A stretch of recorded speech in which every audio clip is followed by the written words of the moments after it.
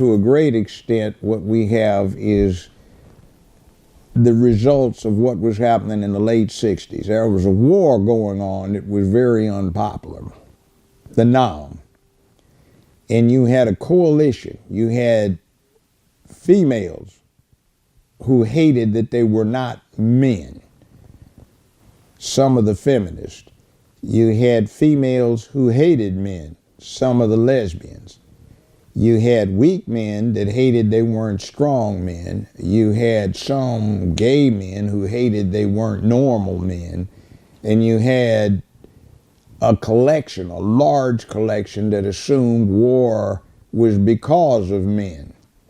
So this coalition wound up getting in control of the communications industry. They already practically had control of the entertainment industry. They took over the political industry, and they took over the advertising industry and news industries. So what happens is there was a thing that gave them power. Late 60s, every Thursday and every Sunday, every movie theater in America, and there were many, many more then than now, would have 2 new movies, cartoons, and several side features. Didn't make any difference whether the movie was a hit or a flop. Every Thursday and every Sunday they'd change. And color television was driving them out of business. You could go in and spend 50 cents and you could walk in anytime you wanted in the middle of a movie or otherwise, stay through the next one, pick up on the parts you missed, and then go out or stay there all night long. So they were going broke. So they got this bright idea of let's see how long a movie will last, and instead of 50 cents to see 2 plus the extras, you spend $1.50, which today would be about $40 for one ticket. And you had to walk in on time, and you left when the movie was over. And who are you going to bring in? Well, there's this great, huge audience of people that was hungry to see themselves. Let's go get these black folk, these Afro-Americans who are anxious to spend money to see themselves. But let's not deal with the Sidney Poitier thing. Let's not deal with uplifting self. Let's deal with pimps, hoes, drug dealers, murderers, and thieves so we can appeal to the lowest common denominator. Came up with stuff like The Black Caesar with Fred the Hammer Williams, who was a football player, and he played a gangster, a drug dealer who was a hitman, and he became the hero and he prospered.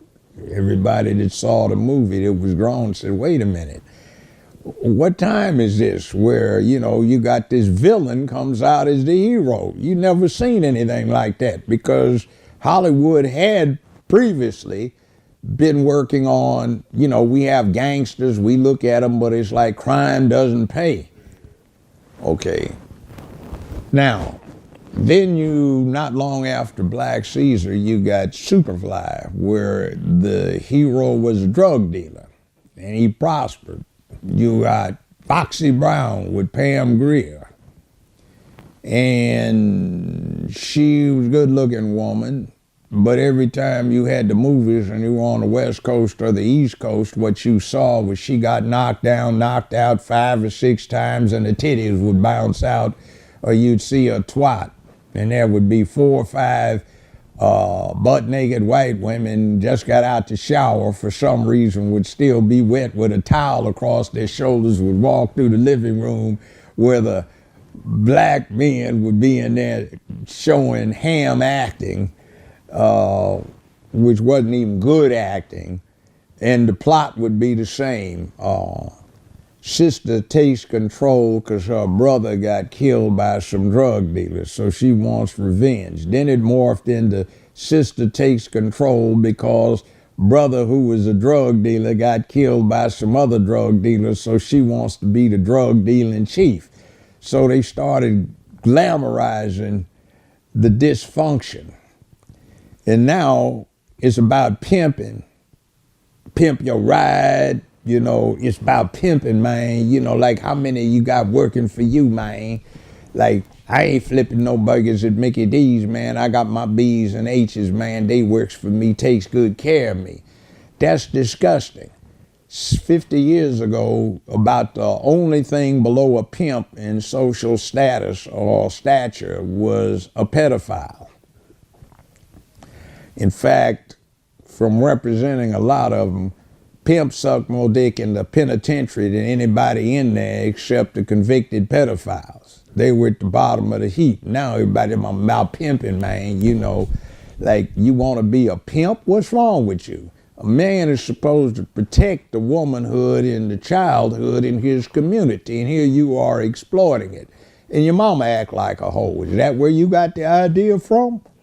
You know, and then look at some of the stuff you see on social media, all the windmilling, non-fighting violence where the women just get totally out of control. Remember, these females are not acting like women because woman, just like man, is not a status. It's an earned title. Male and female is a status. Man, woman requires some behavioral constraints that you have to rise to. You have to do the things that men are supposed to do, that women are supposed to do. But we have gotten away from that because we aren't proud of what we are. We try to be ashamed of it and be something else. Now, that is one of the big problems we have right now. That's not just black folk. It's this whole society. What our main problem has been is that in this bubble, people are trying to get rid of those elements of human nature that cause us to be what we are. And we forget some realities too, which are this. What we wind up doing is forgetting that we are at the top of the food chain. And that means anything on this planet you want to eat, you can eat. Anything on this planet we do not protect is endangered. That says something about what human nature is about. We are at the top of the food chain. That means we kill better than anything else on this planet. And that includes we kill ourselves just like every other predatory beast on this, or fish or bird on this planet does when there's competition. So we have standards that have developed over a long period of time to control this. And when you try to get away from these things, you go wrong. See, manhood is about duty, honor, obligation, accountability. You have a cause and a purpose. You can articulate that. Ask one of the young brothers what he's all about, and he'll give you something that's nihilistic, hopelessness, not a cause, not a purpose. You see, if you've got something that's on your ass, that's adversity. And when you conquer adversity, you, yeah, I did it. And you brag about it. So what is it that we brag about now that we have? What did we conquer? You know, you're in Africa, 13 years old. You got to prove your worth training up to manhood. From that point, go kill your lion with your wooden spear without even an iron head on it. And the elders go to see if you got a real lion. What do we do now? Punk out. Tear up where we live. We look at a spectacle where the women are the females are totally out of control. You see all of the videos. Somebody's camera, trying to video some clown females playing girl-rilla as they're battling it out, flailing all over the place, knocking each other around. That is a disgrace. Those girls ought to be practicing being women and ladies to bestow order in people's heads. They have sons, and those sons are looking at disorder, chaos. What do you expect them to be when they grow up? There are no father figures around to model themselves on. There is no media, no voice of the village trying to push masculinity, which is about duty, honor, obligation, accountability, public order. You see, we don't have these things. We've got chaos.